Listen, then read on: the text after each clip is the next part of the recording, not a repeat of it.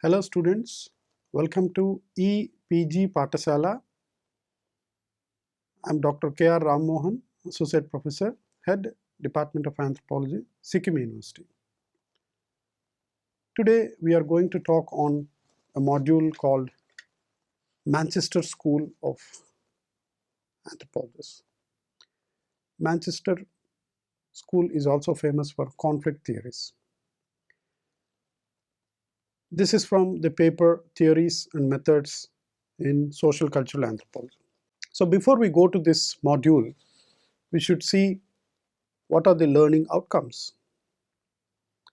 To develop an understanding about the Manchester School of Thought, to know about various concepts studied by this school of thought, to analyze the concept critically. So before we go to see what is this Manchester School and what are the contributions by these scholars who are from Manchester or Manchester University and Lord's Livingstone Institute. Manchester School of Thought is popularized with the result of extensive fieldwork by the scholars done in rural and urban British Central Africa. Now this is basically a colonial setting where the British colonies in Central Africa have been studied by these scholars. So this research is done by scholars from Department of Social Anthropology, Manchester University, in association with Rhodes Livingstone Institute. And it all started with Max Gluckman, who has contributed significantly from this department. So Gluckman was more focused towards the theoretical and methodological approaches in this what we call the conflict theories. The fieldworkers of this Manchester School closely observed the situations of various types of conflicts contained within an apparent overriding order that is continually threatened by the reluctance of individuals. Now in this situation, the individuals, when there is a conflict, they are in a situation whether to accept compromises that do not fulfill their immediate desires. Now the main characteristic feature of this Manchester School of Thought is it completely focuses upon conflicts which have been erased in these ethnographic sites and how methodologically these have been analyzed in actual situations. So at one hand you have conflict, at one hand you have these conflict resolution mechanisms. So in this way we can say that the scholars are mainly focused on conflicts and conflict resolution patterns of a society, in a sense that how a society deals with these kinds of conflicts and what are the different conflict mechanisms have evolved or cultural specifically in these different ethnographic fieldwork observations. So Manchester School is come with four main aspects. The first one is the social problems. So the main study area of the students of Manchester School was various social problems in these colonized British Central Africa. And the different social problems in these Central Africa were mainly due to colonialism. The process of industrialization and labor migration were also amongst the major ones. So when you look at these British colonies, they have own set of problems, but later due to the process of industrialization and people have migrated to elsewhere also brought a different set of problems. Now how do they articulate these problems and what is the process of this articulation of people who are experiencing at that level. So scholars thought that it should, in order to develop a theory on social problems, the scholars emphasize this relative correspondence and a contradiction among the different systems and domains of social relations. So first they want to see what are the different systems are in place in that particular society, and what are the different domains or levels of social relations that people have with each other.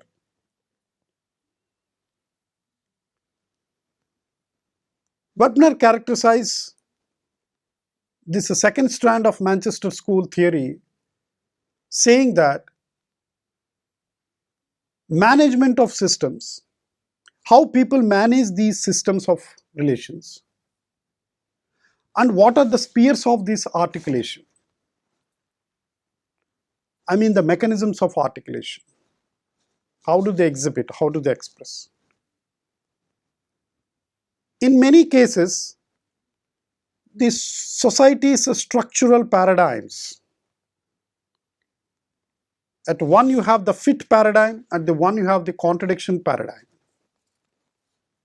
So whether all individuals or the members of the society quote unquote fit in this paradigm, or all the individuals in this another paradigm that they contradict with the existing social structure.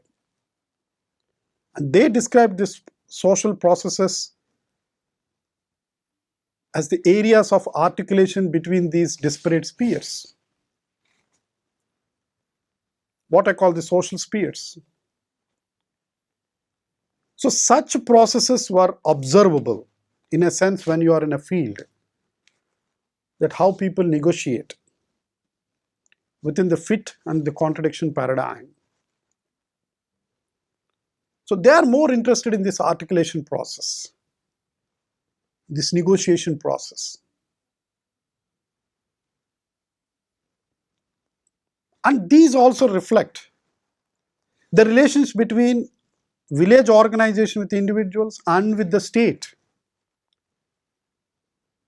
relations between industrial society or industrial setup and the tribal society sphere,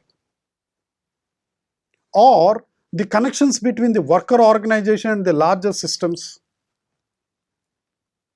of an urban or industrial cultural sphere.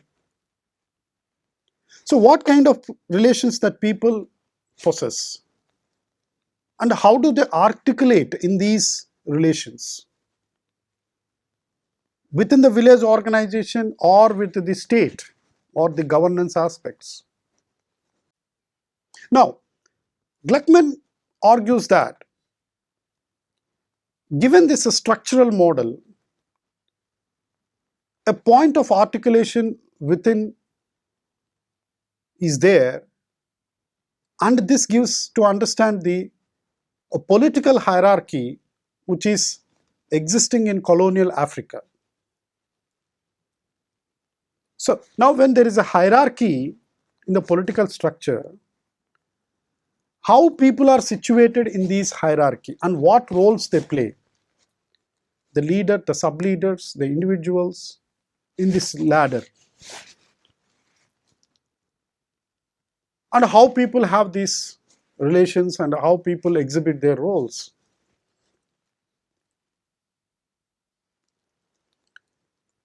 Now, another important significant factor is the interpersonal interaction, which I am going to continue this. Now, the scholars in this Manchester school of thought, conflict theories and conflict mechanisms, asserted that existence of multiple sets of social interaction or spheres of social relations. An individual who is placed in different sets of social spheres has to deal differently in this given hierarchical system. You are in an organization, you are in a village setup, you are in a family setup, you are in the other community aspect. So multiple sets of social reactions. That's what the scholars in this school of thought have postulated. Now, social change occurs over the entire social system. However, some spheres are affected more than the others. If there is any change in the entire social system, we can observe within this articulation that some aspects of our internal aspects of this social system might be changed. So in such colonial situations, especially in these tribal societies of Central Africa, they are deeply ingrained with a set of values. They have their own set of values within the village. They have values towards the industry, and apparently they might be also having separate value systems according to their ethnic divisions. Or we can take to another level of racial divisions. So each subset has its own value systems. Now, how an internal subset is maintained without any conflict? So they say that there is an internal consistency. If there is an internal inconsistency, we have to see in what situation there is an internal inconsistency taking place at that particular level. So, scholars opine that one has to take the situational selection, under what circumstances this happened, what triggered this, which gives social actors where their value systems are in conflict, and how does it operate in that particular time, which is very interesting from this school of thought. How people negotiate, how people have this set of values and that set of values when a situation arises within a subsect. Now, taking further, scholars use another concept as semantics and rhetoric. Now, how people use these structures of language at a semantic level, or is it just only a rhetorical process, particularly in ritual and judicial process? How do they act out? How do they spell out? What are the semantics involved? What is the meaning of what do they say or what do they utter? Interestingly, both at a ritual process and a conflict resolution process at what we call the judicial process, the internal judiciary system. So in Gluckman's work, while he is describing the judicial process among the community called Logi, he gave an exploration of three things. One is the relation between concepts of the person. The second one is the language of rules or rules of language. And the third one is the logic of situation. So these three things are very important in this community called Logi. How a conflict has been understood, how a conflict has been resolved at an indigenous judicially, and what is the role of language, and how language rules are being internally understood in relation to the situation which has prevailed at that particular time.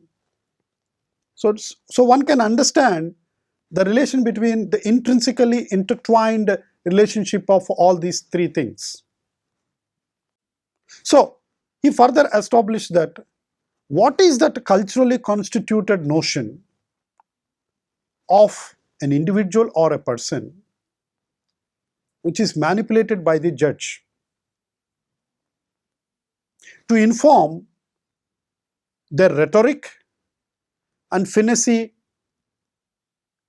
while not disturbing the ambiguity inherent in these rules.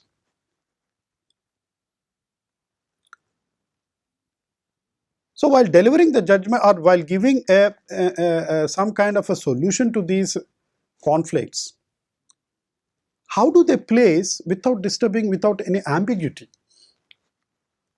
of the cultural rules, of the language rules, and the place or the position where an individual is placed in that social relations of that society, which gives many clues to anthropologists in understanding how a community resolves its own conflicts by incorporating language, the rules which is involved, and the logic, internal logic which is also prevailing there.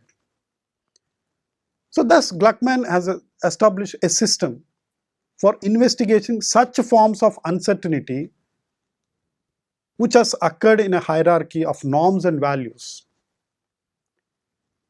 So if a person is placed in a hierarchy, low or middle or high, and there was a deviance, there was a conflict,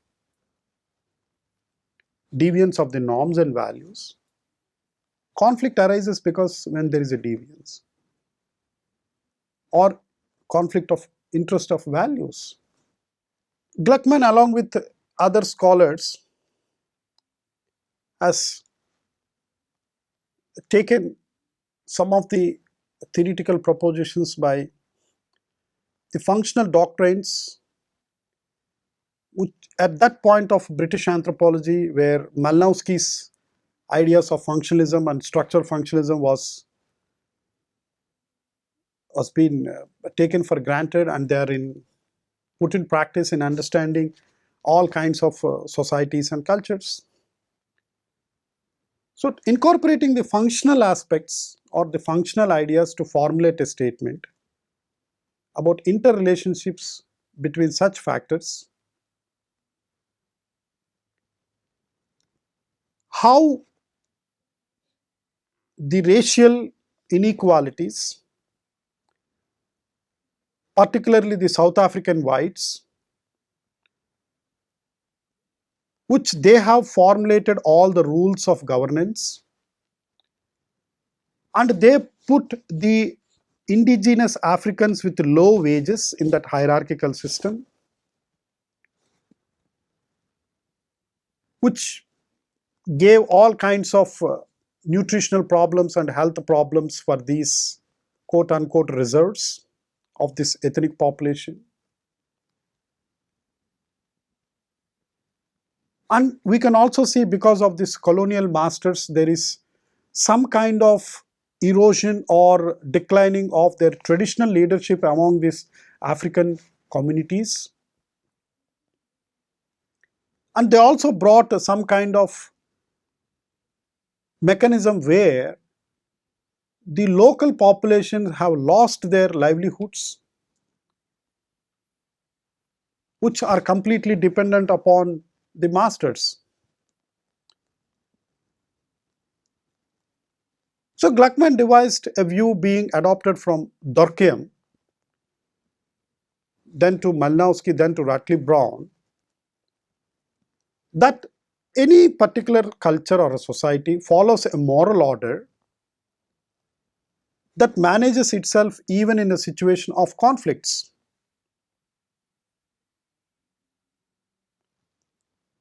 Now, what happens if there is a conflict? Because there is a unity, when we talk of a functional point of view, that societies are existing because every institution has its own role to fulfill the desires of its community members, which could be self desires. And what happens if that institution fails to fulfill the desire of an individual, and there erupts some kind of an unrest,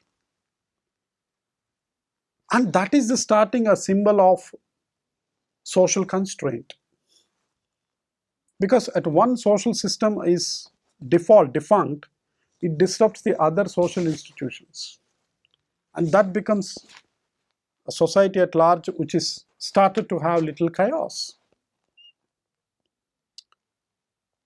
So Gluckman founded that rituals can maintain social order, particularly the religious rituals and other forms of social rituals, can maintain social orders because they have in them the functional mechanisms which maintains harmony to be reinstated after breaches of the social orders have occurred. Now, given a situation, if somebody violates a rule or somebody violates some kind of moral order because his desire is not fulfilled, immediately there is a ritual or there is a mechanism to bring back to the normalcy of that member or a group of members. Now, an important concept which emerged with this school of thought is the cross-cutting ties or cross-cutting alliances. What are these cross-cutting ties and cross-cutting alliances within these community members? So the principle of cross-cutting ties depends on the assumption that conflicts are inevitable in any social system and may actually serve towards the maintenance of these social systems.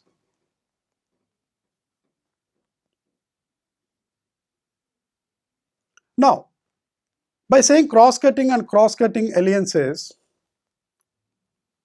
it is inherently built that whenever there is any kind of constraint or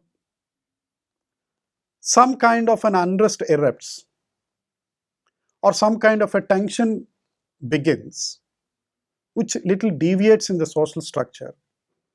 But again, there is a tendency to come together, which is an inherent quality to maintain the entire social system.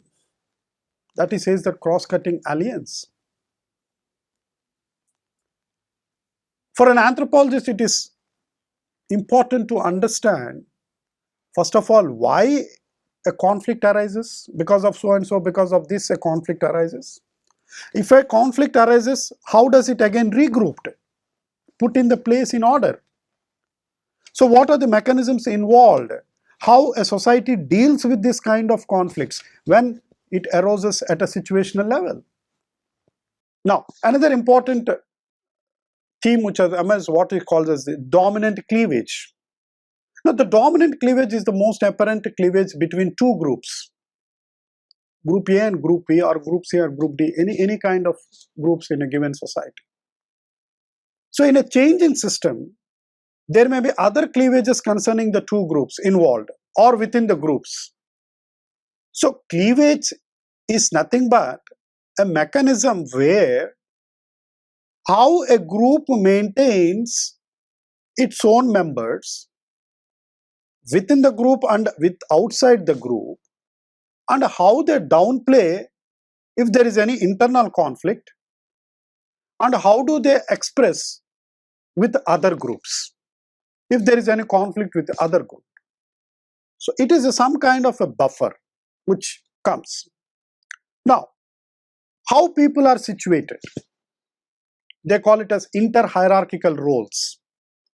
Now, how two people are related in a political situation? What are the intermediate connection between one man to another man?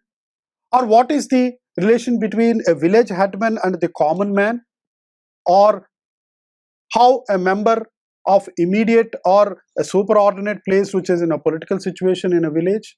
So these gives clues or insights in understanding how people are situated in these roles or how they are politically connected. What is my connection as an individual to the head, and how a head is connected to the normal villager? So understanding this thing, they put this, the whole called social drama and its processual form. So they say that this is a kind of a social drama that we are all acting out. In short, the processual form of the social drama may be understood in terms of one is breach, if you break the rules, then there is a kind of a crisis which erupts, and there is a redressive mechanism, and there is reintegration or recognition. So if one breach the rule, I'm not acting out in its own the established way, So there is a conflict or a crisis which arise. If there is a crisis arise, what is the redressive process or mechanism? Either punishment or this thing, or to pay the fine, or do something because you have breached the rules and it has been disrupted, erupted. And again, once you do these rituals, you again reintegrated into the society. So these four things may give a lot of clues how a particular society or a culture organizes itself, and how do they deal with these kinds of crises which arrives on and often. Manchester School of Scholars are prominent, and they have been understood in terms of their contributions towards how societies, particularly in Central Africa, which are the colonies by the British administrators, which focus on conflict resolution mechanisms. Their contributions are significant in making us to more understanding of how these societies